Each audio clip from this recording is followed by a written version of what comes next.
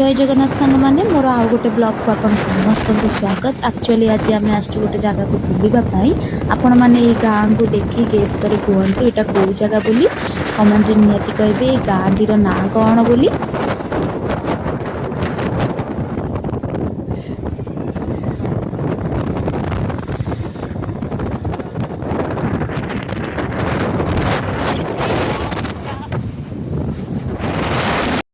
आम आसिक आम लक्ष्यस्थल पहुँचीगलु माने जो बुलवा को आसलु से पहुँची गलु।